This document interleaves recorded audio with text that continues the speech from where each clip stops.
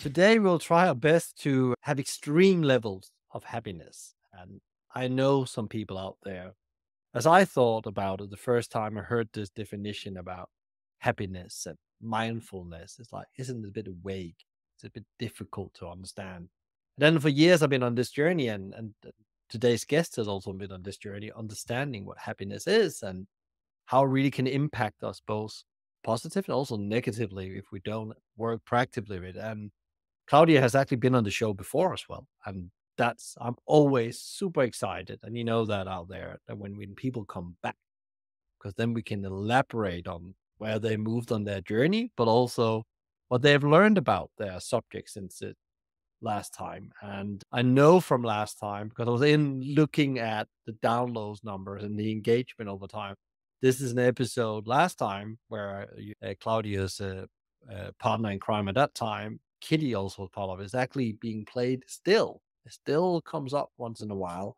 And this was episode number 86, and we had 226 now this week. So again, it's an oldie but goodie that works. So there is something around this happiness. But enough about me ranting on about this. Welcome to the show, Claudia. It's great to have you back again. Yeah, thank you so much, Michael. It's so amazing to reconnect. What's happened since we talked last time?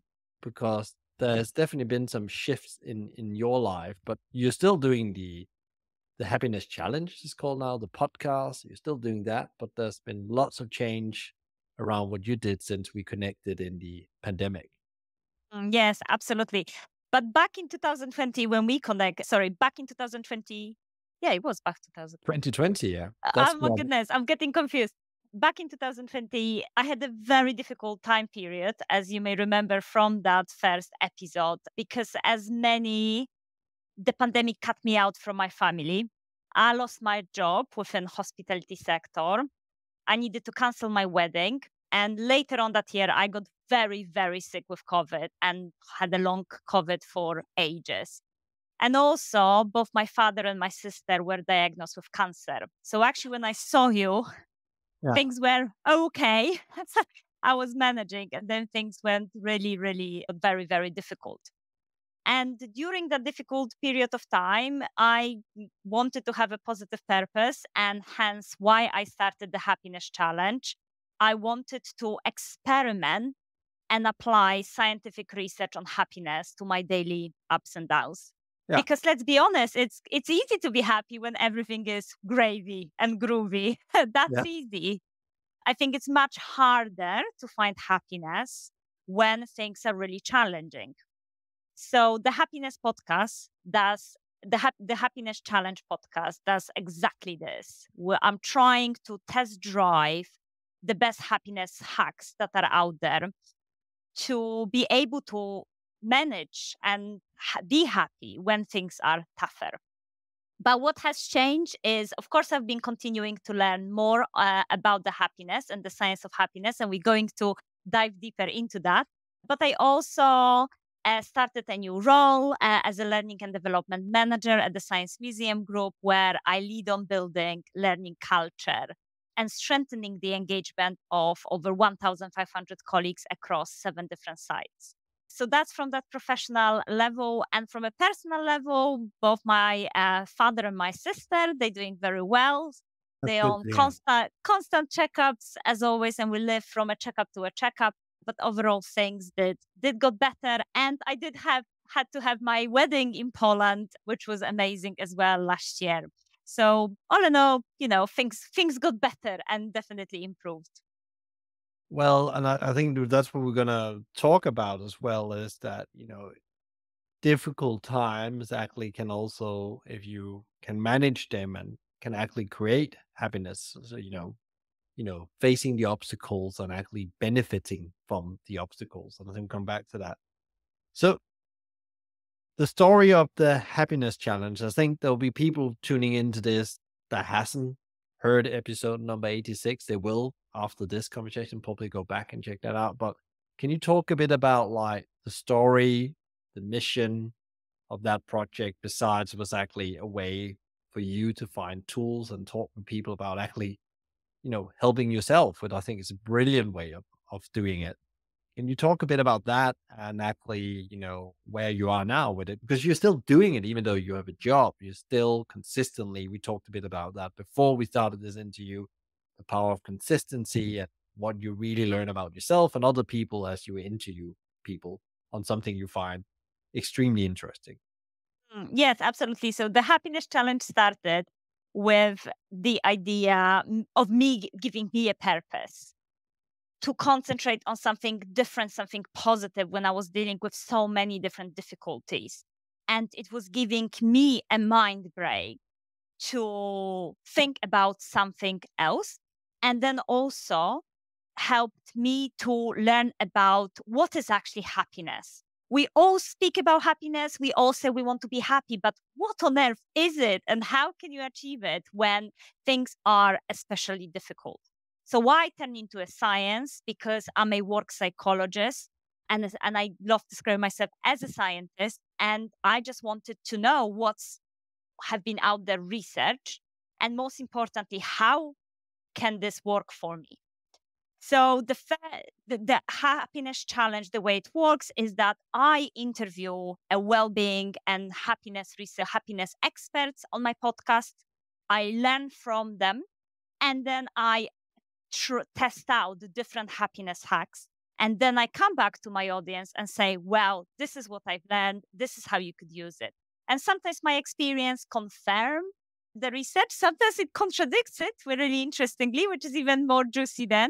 But generally I I dare people to be happy by stopping, pausing, and to think how we can be happier, how we can create more happiness, rather than relying on our brain to dish out all these different emotions every day. So, in a nutshell, I dare people to be happy by experimenting with the science of happiness. Yeah. What is the mission now? Because I guess that you went through a difficult time, and the purpose at that point was to have something positive to focus on, as you said. But what is the mission now of the happiness challenge? What is that it should do in the world? Again, provides people with best happiness hacks that you can try out in your life to improve your level of happiness and life satisfaction. So I'm still on the journey or finding out what is out there. Even then, I might be much more happier now than I was in the past. But it's still that journey and exploration of things are always changing in our life. We always need to be adjusting how we can be having tools ready to help us to feel happier. Yeah, and it's really interesting. We're going to come to the definition of your definition of happiness in a second. But you said something really interesting. You tried some things, and I'm just going to revert back to something you said, and some of them worked really well, and some of it contradictory didn't work really well. Do you think that's because people need different tools, or some happiness? Some people would really get much more happy if they meditate. I really I try to meditate sometimes, especially when the pressure is really high and it's just about getting my brain to be slower, but it's not something I use consistently to keep myself. Doesn't really work for me to become happy or balanced, as I call it as well. Like it's not really setting me up for that. If I forget it, it doesn't matter. But there's other things, if I forget them, my happiness goes south in a way. So what is your view on that and been trying all these different things? Yeah, absolutely. I would agree. Happiness is a individual journey, individual experience. And I think prescribing people saying that, okay, if you do this, you'll be consistently happy all the time, it's a fake. It doesn't work like that. We have different experiences, different environments in which we operate, different values, different likes and dislikes. And it's absolutely okay to try something and say, I understand that science advises that this is good for us, but it's not for me. It's maybe not for me, for you in that particular format. Maybe you could try the way you're using a certain hack, but sometimes it's okay to say, you know what, this is not for me. I'm actually going to do something else, and that's okay. So I would definitely say it is very individual journey, and we shouldn't shy away for creating toolboxes and tools that are right for us and sticking with those rather than trying to copy or implement something and force it, because that's definitely not going to improve our happiness in the long term. Yeah, well, that's super interesting. We'll keep that in mind as we go through here, because that's also one of my own experiences trying out different kind of systems to achieve happiness, balance, productivity hacks. Exactly. I found out what works, for example, for Tim Ferriss would might not work for me. Meditation is a great example. I then meditate in a different way. I meditate when I run. So if I run 4 to 5 times a week, I feel very calm, very settled in many ways. It can, of course, people who work with me will say that goes up and down, because there's also something called values and beliefs, and you need to take that into. So we'll come back to that.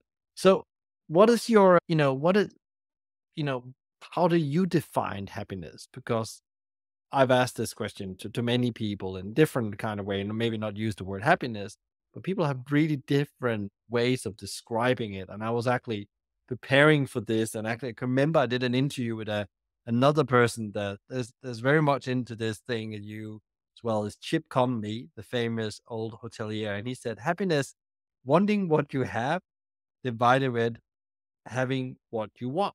That was like his cryptical, way of defining it. What is your, from all the interview you've done and all the insights you have now, how do you define happiness when you talk about it? So for me personally, it's about two components when I think about happiness. So first of all, it's about feeling in my own skin, feeling good in my own skin. So thinking about a moment in this particular moment. Okay. I feel good. I feel positive. I may feel joyous, energetic, you name it, but I feel good in my own skin. And then there is a broader perspective about the happiness for me, which is how satisfied and happy I am with my overall life. And for me, that distinction between now and global perspective was very important, because that meant that, okay, I may be experiencing now, right now, big feelings of anger, frustration, sadness, but I might be still happy because I'm satisfied with my life. Mm. And for me, that distinction between overall perspective and then here and now perspective and balancing those two is what happiness is about. Yeah, it's really interesting because I made had made some other notes as I was preparing for this, and I think I saw something about actually the most happy people in the world, scientific, and I think I can't find it in my note now, is people that can actually be satisfied with things and actually know when it's good enough. Like they have, measuring points instead of people that is pursuing happiness and think it's that thing they when I get that thing, when I get that house, when I get that salary, and when I get that role, I'll be more happy. But actually, people that can be satisfied with the current state, it's apparently scientifically, and I can't find the number right. It was a quite crazy number. It was above the 75%, was much more happier with life in general if they understood when they were satisfied what a good day looked like. Yes, absolutely. So that's exactly what I'm trying to combine in my definition of happiness: daily moment of feeling good in my own skin, and then overall life satisfaction. And yeah, it helped me so much to move away from this conventional wisdom that we have in the society that I will be happy if, or I'll be happy when. And as you said, kind of creating those conditions and prerequisites of happiness, whereas actually you can be happy right now. It's just working with a certain tools to help you, and also thinking, okay, I might be experiencing something difficult right now, but I'm still satisfied with my life because look at this, the big picture. I have something that I really value. What is typical when you talk with people? Because I guess because of the work you do on a professional level day to day and also work with podcasts, lots of people ask you about, happiness. And there's probably skepticism around the whole happiness, you know. There's happy workplace, there's happy work culture, there's being a happy person, there's all this. But what is like the typical misconceptions you hear from people or myth you hear about happiness? I think it's so maybe two aspects really. First of all, it's really interesting to notice that we all have fallen into trap of happiness paradox. And happiness paradox is about the idea that we say that happiness is the ultimate goal in our life, but along the way, we tend to devalue it and stop concentrating on how to be happy. So, the famous experiment on happiness paradox that you could do is imagine that you're going on your day, about your day as normal, but a genie appears in front of you, very, very obviously realistic. And because the genie is, of course, all powerful, Yeah. it offers to grant you three wishes. Mm. Okay, great. So you're thinking, oh my God, great. I've been waiting for such a moment in all my life. So on one breath, you think, okay, here it is what I truly wish for. And if you actually ask people, okay, so what do you wish for? People tend to, well, make lots of things that supposed to make them happy. They want to have more money, they want to be famous, they want to find their soulmate, they want to have a family, they want to travel the world, you name it. And if you think about it, that is actually really strange because you are asking for things that potentially will make you happy, but you are not going to ask for happiness itself. No one asks a genie, hey, genie, I just want to be happy. Everyone asks for certain components that's supposed to contribute to their happiness, but we're saying every day that we just want to be happy. So this is really interesting where the way we think about happiness.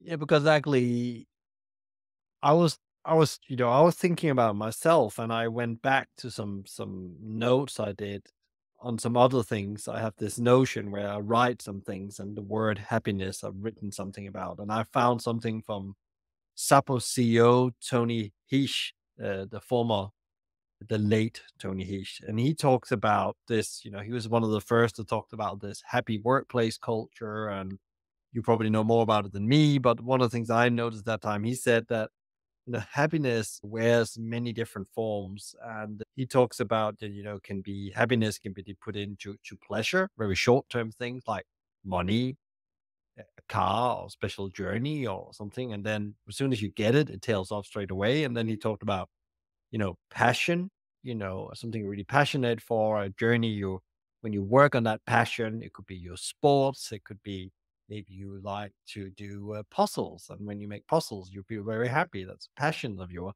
Then he talks about when you're pursuing your purpose, if you're allowed in your day-to-day life, especially through your work, to pursue your purpose. And he said exactly the purpose bit that it's really important is the day to day that you every day can work on things or be together with people that you feel you live out your purpose. And I think what he tries to come back is that if you haven't defined why you're here, it's very difficult to be happy because it comes back to what we talked about before, how you're actually measuring when you're satisfied. When is Mm, enough enough? exactly. And the problem with relying on external factors, even though they are very important, it's that there is never enough. There is never enough. The pole always changes. Why? Because our brain suffers from adaptation. We adapt to the new lifestyle. We adapt to the new salary. We adapt to the new conditions. And therefore, we then need something more of. And if you look at the research around people values, internal values versus external values. So Mm. internal values could be my following, as you said, my purpose, or learning every day, or bringing joy to other people, versus external, having a certain amount of possessions or having a certain level of a fame. People who have internal values are just more satisfied with life and they're more happier than people who have external values. And that has been shown across lots of different studies when it comes to that extrinsic versus intrinsic values. So I agree with his concept about the idea that purpose, for instance, is one of the key components as well that is really important for happiness, both at work in terms of job crafting. Can you link the operational tasks with a bigger purpose of the organization? The better you are in doing that, the more happier you will be and satisfied at work, but also in the sense of being on a quest, on a journey in your life, and in terms of learning, curiosity, and wonder that will contribute to your happiness. What about one of the things I was thinking as we're preparing for this as well, genetically, is there just Mm, some people that is more happy than others? yes. So the question always is, are some of us naturally happier than others? Yeah. And theory, yes, but in practice is not that simple. And here you can look into research done by Sonia Lubomirsky, who is a positive psychology researcher, and she based her research on very extensive set of data, over 250,000 of data sets. She actually estimated that, yes, there is around 50% of, as in, let me rephrase this. She she estimated that even though our happiness is determined by 50% by our genes, up to Mm. 50%, it is Yeah. how your brain is wired up, your energy levels, your body, your neurotransmitters. That's all matters. They established something called happiness set point. Okay. They established this kind of level of happiness you have. However, 10% is that happiness set point is impacted 10% only by circumstances that we are in, so the Yeah. external factors. But what truly matters is the 40%, which is directly linked to the activities and habits that we repeat daily.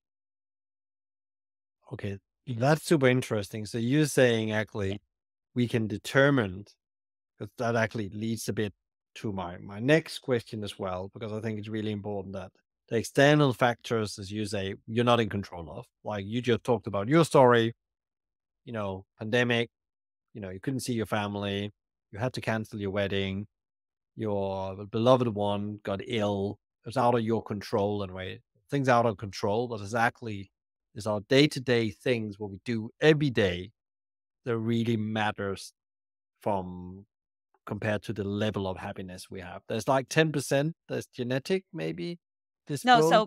so we have 50% genetics. You have quite Okay. significant, yeah, 50% quite significant, all about development of our brain. Then you have 10% circumstances, and the remaining 40% is your daily habit. So Okay, good, good. when you have that happiness set point, you can fluctuate down, like above it or below it. And if you have happiness boosting habits that you repeat every day, you then moving your set point to above, to you moving it up. Yeah. So Um, yeah. so as I said, yes, are some of us naturally happy in the other? In theory, yes, but in practice, we have a quite big, huge influence of how happier we are. So what we do every day. So maybe to use a bit of my own example. So I've defined what a great day look at, and it hangs over there on my wall. And it says a great day for me. So a happy day is I learned, I created, I moved, I connected, I appreciated, I contributed. If I in the evening before I end my day can say yes, yes, yes, yes, yes, then it's been a happy day. And then actually I go away and it works. It's a credible little hack that works. And actually that's with that I feel in control. And then I have numbers of other things I do every day. But I have like a routine now established I've used over probably really come together through the pandemic because I had the time really to get habits. Talk a bit more about because we talk a lot about habits Mm. because running a podcast is a habit. It's consistency in principle. How do you then take control of what you can take control of? How do you create these habits in your view? You talk with so many people about, especially around happiness and how you create good habits around that. Is there any good advice around how to get started? Because if I'm so much in control of my own destiny when it comes to happiness, why wouldn't I get good happiness? So I guess the first aspect is to, well, explore what are the happiness tools that you and habits that you could try. So again, we mentioned few already. You're speaking about appreciation. It could be that you're having a gratitude buddy or gratitude journal. It could be that you want to try meditation. Maybe you love to move and you want to have exercise. Maybe it's about sound healings. You name it. There is lots of tools out there.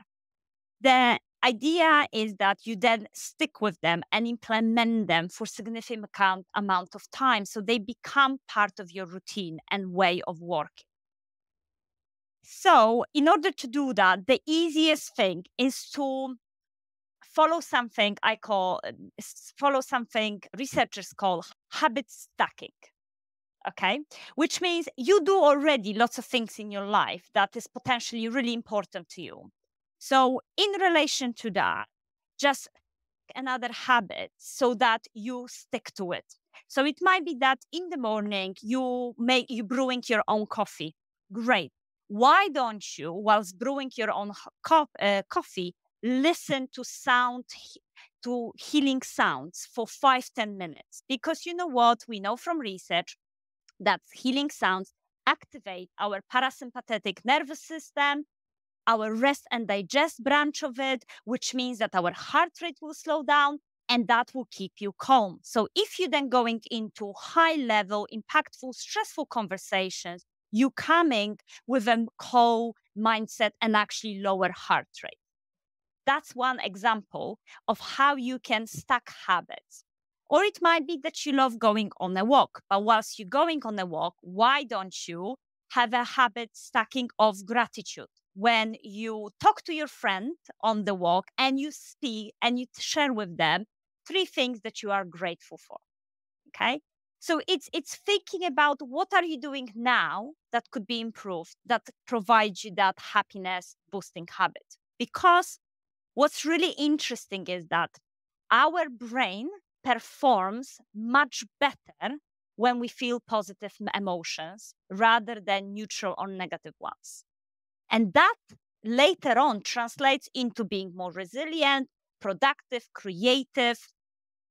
So, whatever you decide to do in life later on that day, happiness can help you to get there.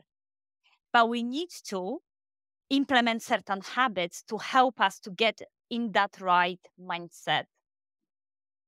I think it's really interesting as well. And even when you do these things, that's one of my own learning, and you maybe have heard that for a little bit as well, Claudia, is that, and sometimes you need to change that stack because things in your life change or the challenge you're up against is very different. And that's one of the things I've learned. There's some things that just stick, they're the same. I do every morning. Actually, the first thing I do is you say, actually, go up, I put water in the kettle, start drinking 2 big glasses of water because that's the biggest happiness hack I have found. It's like if you're hydrated, you can do many more things and keep yourself hydrated during the day because you already started the hydration thing. And then while the coffee is brewing, I'm actually doing setting myself. I call it setting myself up for the day. But then every day, what I've done, there's like then there's one more thing I do, and then it depends on where I am. I stack different things, what the stress levels or the challenge up again. I'll read a passion page, some pages in the Daily Stoic. It's 1 page, and then do a bit of reflection work because the Stoic operating system fits really well to my temper and the philosophy around that. It's a bit like my religion, my operating system. When I've done those things, I'm gonna have a reasonably chance for having a good day and actually being calm.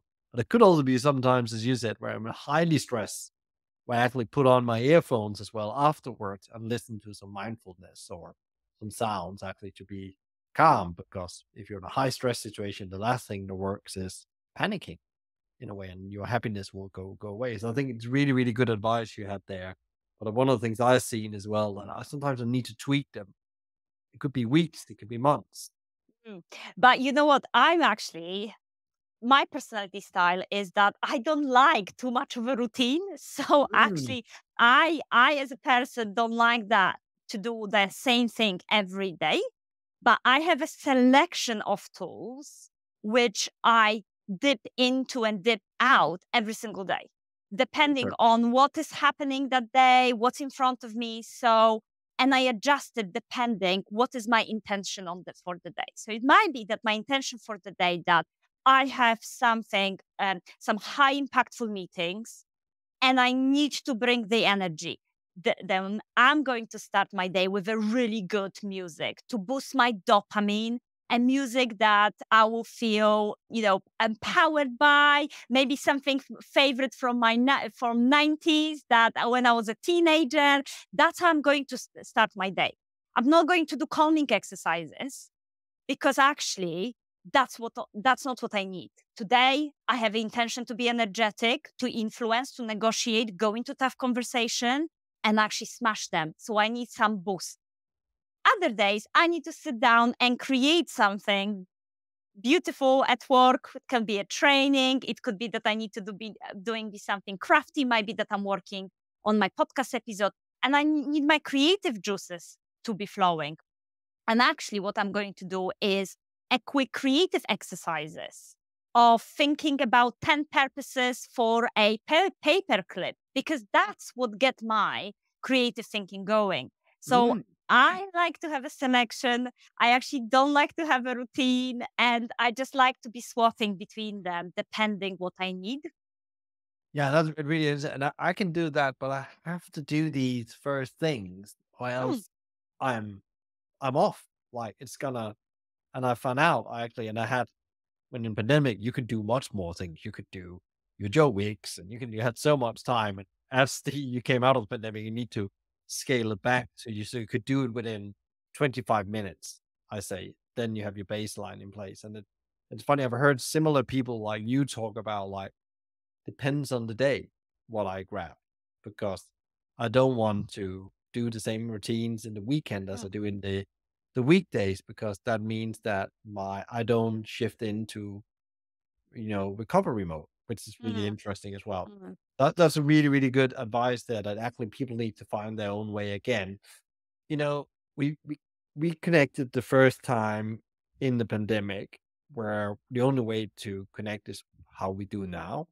Life has become very much now on the screen. Zoom. We both have a background from hospitality. It's the place where you meet humans. I get energized by meeting other people. Most people does. Most people need to meet other people.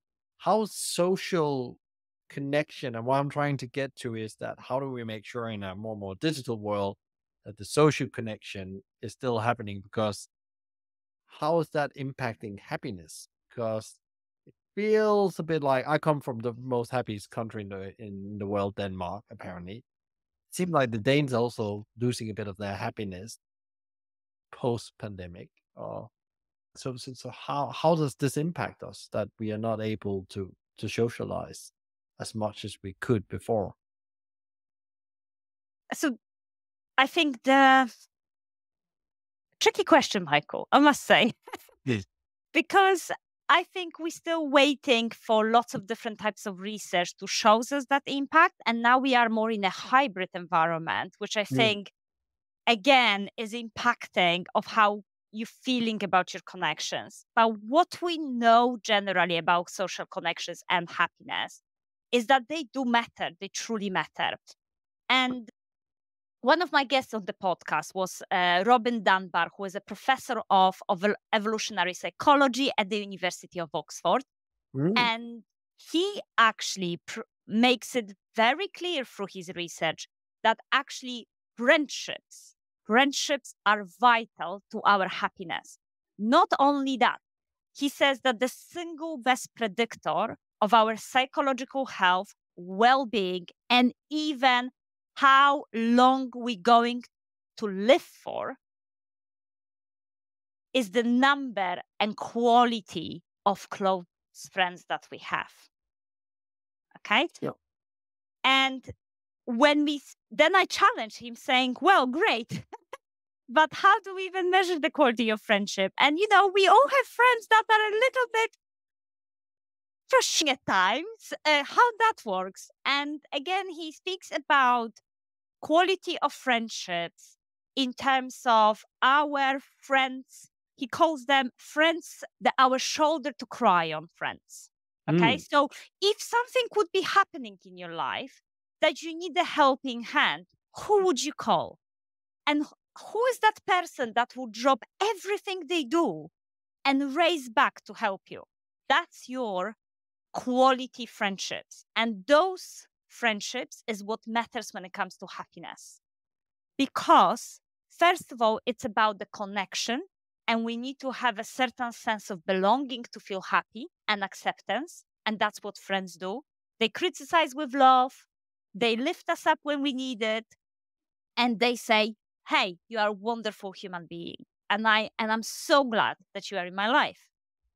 And secondly, it's about the fact that we do become who we hang out with. So again, there is so much interesting research around the fact that we become our friends, we become our social network. So if we want to be more happy, then think about your friendship and whether you're hanging out with people who are happy and contribute to your happiness.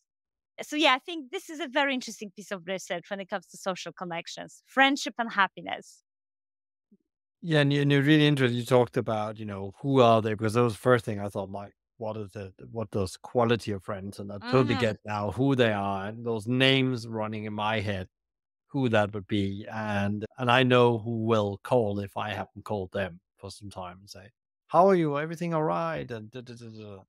So these are the kind of friends. And I guess the number of them is not so important. It's more that you have often conversation with or you stay in contact with them, because that's a really interesting thing I found myself. As so I have two small kids, I live in a different country than the country I come from, and of course some of my very close friends lives in Denmark, and we can't stay in contact like with all we have all the technology, but there is that thing when I go back to Denmark, which I've just been, it's really important for me just to connect at least with one or two of them. There's like four of them. If I get to one or two of them, I actually come back with a whole different energy levels. I found out that's one of my hacks. It doesn't have to be long. One of them I just saw for half an hour because he has small kids himself as well, and there's just not much Mm. time. But that coffee, where I in principle didn't talk about anything about work or anything. We just talked about the past in principle. Absolutely. And Professor Robin Dunbar really encourages that yes, it's great we live in an era of technology and we can connect with it, and let's keep that connection. But face to face, being with each other is so important, because when we are with each other, you tap your friend on the shoulder, they give you a hug, you look into each other's eyes, and what happens? Your endorphins are shooting all over the place. And what that means is that boosts our immune system. So that's why he, in his research, is able to link the friendship with the length of how long you're going to live. Because the more endorphins is generated by friendships, the better immune system, the stronger immune system you have, and therefore you are better with dealing with stress, health diseases, which of course then leads to longer life. So face-to-face contact, absolutely crucial.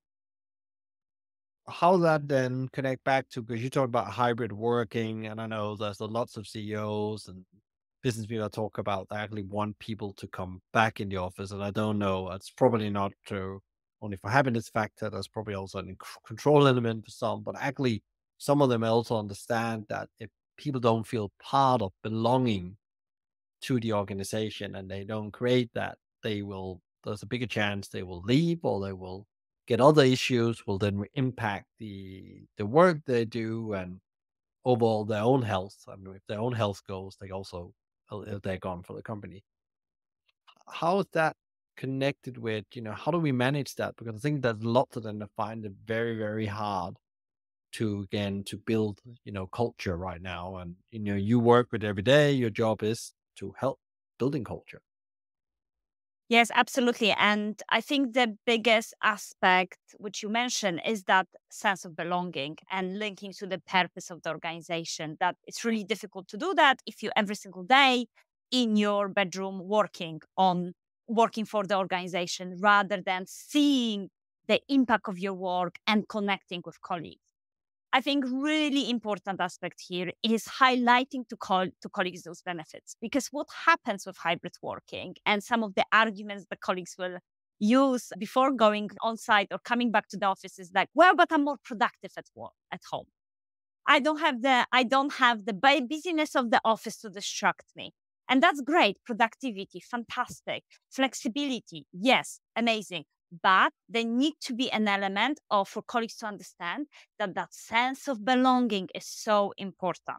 Connection, creativity, innovation does not happen when we are on our own in front of the laptop.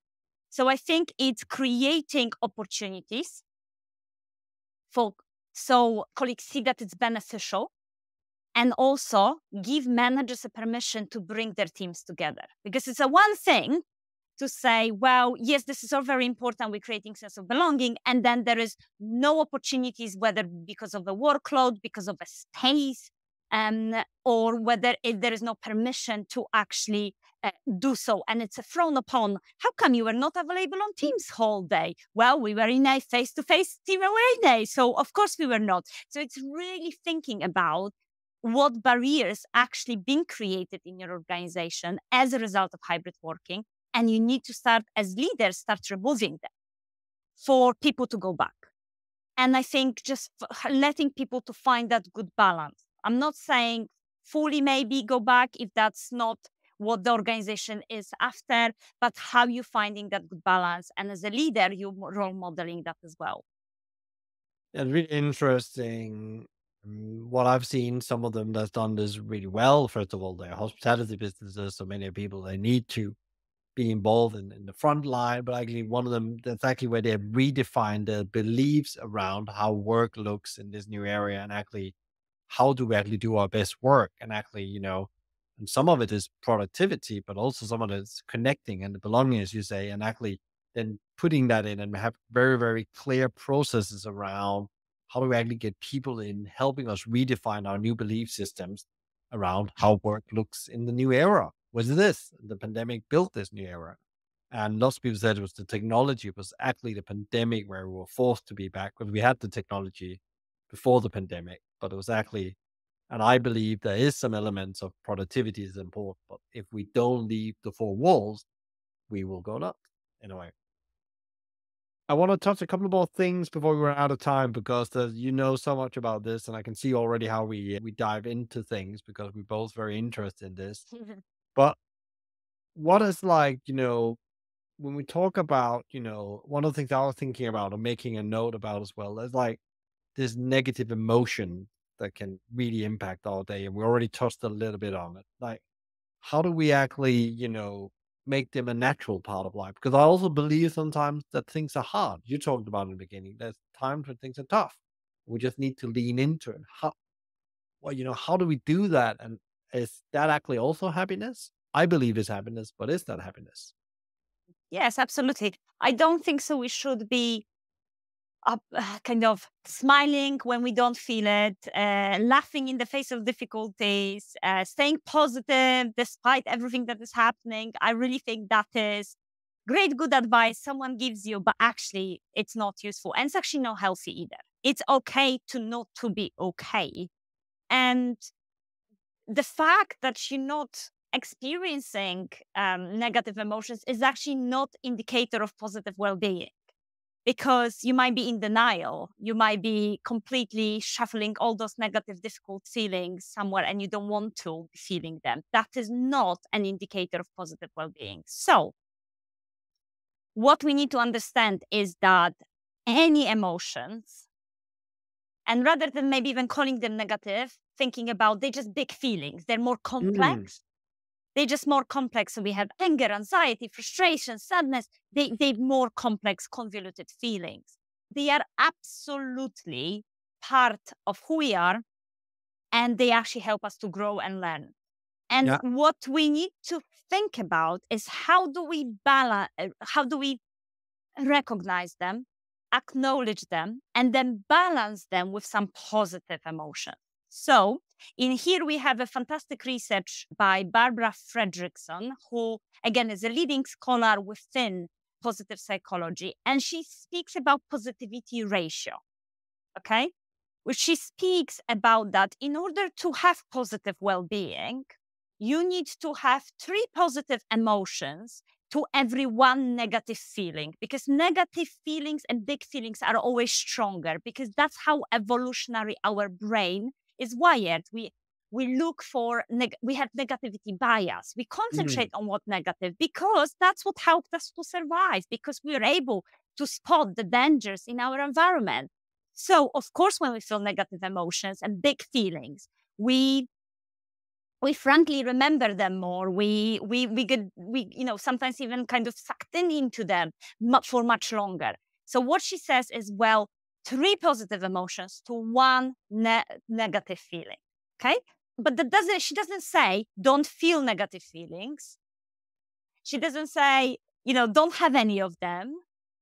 She says, feel them, acknowledge them, experience them. What can you learn from them? And then try to balance them with 3 positive feelings. And that way, you always will be in balance when it comes to that positive well-being.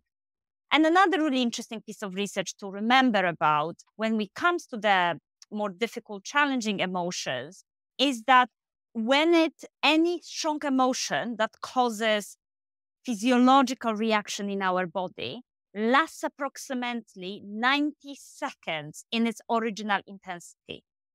It's around 90 seconds. So if during that 90 seconds, you can really sit with that emotion, then it will ease in. And then you can think, okay, what am I going to do with this emotion? And what is the purpose of this emotion? And what am I going to do next?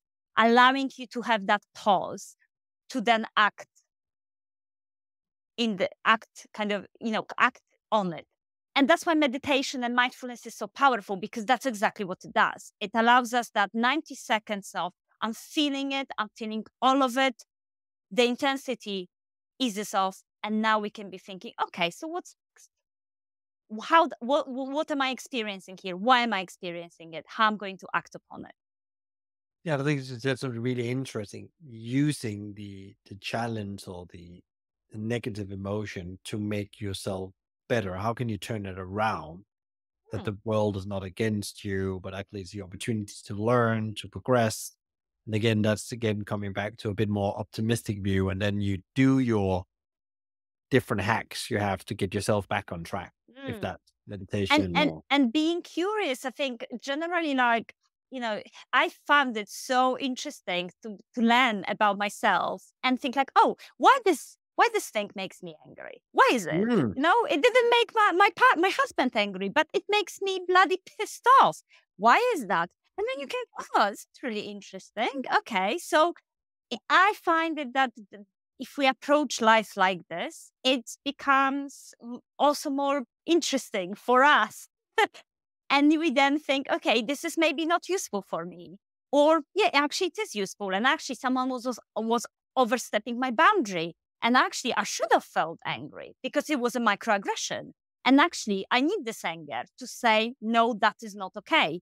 Or is it something that I'm actually feeling this because I'm feeling insecure and actually I'm having a negative self-talk. And I'm just, my negative self-talk generally is, I call it the underminer. Here we go. The underminer is out, undermining maybe my actions, undermining what I said, how I said it. And then I can say, okay, great. That's why I got angry, because I felt insecure. And actually, this is not useful for me. So let me now think how I can pick myself up from it. So I think that awareness and curiosity is so important. and what about yourself and on your journey here, especially the last 2 years? Is there any significant learning you've had around happiness the last 2 years? Because I think you've been on this journey for a bit more than 4 years. That probably before as well, the happiness challenge. There's probably been a whole journey before you found out I'm going to do a podcast about this. For me, the biggest learning is that I don't have to be on the mercy of what my brain is dishing me out. Mm. And I can decide how I want to feel, and I can rewire my brain. So I'm actually really anxious as a person. I was born as a very sick, sick kid, and I was really anxious. My family is quite anxious as individuals, so actually my brain is really prone to anxiety. And what this journey taught me is I don't have to be on the mercy of it. I don't have to do that, even though that's how genetically my brain has been wired out. Because my brain, because all our brains, not only mine, has plasticity. So it can be changed and reshaped by our actions at any age, at absolutely any age. And now scientists know it. Okay. It was a big kind of scientific discovery to understand that at any age, we can learn new skills, adopt new behaviors, and we can rewire our brain. Our brain never stops changing. And when I mean and yeah, and what I mean by rewiring is that we can literally change a structure of our brain if we repeat certain happiness boosting habits. So, for example, mindfulness works for so many people because it changes your brain for the better. It increases number of cells in a parts of your brain that helps you to be better at regulating emotion. So that's just one example. But for me, it's, we just need to be open and determined. I'm not saying it's easy. It is the challenge. That's why the podcast is called the Happiness Challenge. We just need to be open and determined to create, trying different tools to create to create more happiness. Yeah, and the very famous Stoic, well, because I'm very much into Stoic philosophy, as shared with you, post this into you, as pre this into you as well, where it's called obstacle in principle is the way, that the way how you get a better life. So when you learn to deal, if it's emotion or external things, as you learn to deal with them, you become more happy and you become more content with yourself. And it's actually about strengthening the soul more than else. Is there, there's lots of advice out there, and actually I wanted to touch on that bit before, but I think it fits really well with your learning here. So there's lots of advice on happiness. If I Google how do I become more happy, there's this whole industry that's trying to make people better. Where do I go? Why? To find, proper tool, proper help so I don't get misguided. I guess there's not one source, but like, is there any rules of thumb to think about when you go out and seek advice? For me, it's always been it's based in science. That's how I approach. This is what speaks to me personally. So yes, I think I always look at, has there been some kind of hypothesis? Has someone researched this? Has someone tested this out? And if yes, I can have a look into it. It's good, it's positive to learn from other people's experiences, but I personally love to have a bit of science and to understand why. Because I guess if we take an advice and people say, well, this works really well, but my next question is but why? What happens? I want to understand what happens in my body if I do this. What happens to my mind when I do this? I want to have that. And that's why science is so useful. So I would really scan that level of scientific research behind the advice given. I find that fascinating. And then I know, okay, this is interesting. This work this works if from a different perspective, has been tested differently. I may give it a go. And then that bit, give it a go. It doesn't matter if it doesn't work for you or it works for you. What matters is that you applying your critical thinking to understand what's good for you. And no one knows you as you know you. So just be brave, try it out and see what happens. Great, yeah, because you need to start to change things. That's the key thing. Great, Claudia. That's been some great things here. Where can people learn more about you? Where can they find the podcast? Where can they connect with you? Where's the best place to go? So the website is called the Happiness Challenge and co.uk. So you have all the information there, including all the episodes of the 4C seasons that I produced so far. By all means, connect with me on LinkedIn. Just put my name. My name in the UK is unusual because it's Claudia spelled with K, because I'm originally Polish. So you'll definitely find me. I do have the Happiness Challenge newsletter on LinkedIn, which is a monthly one to sign up to with specific hacks and happiness boosting habits.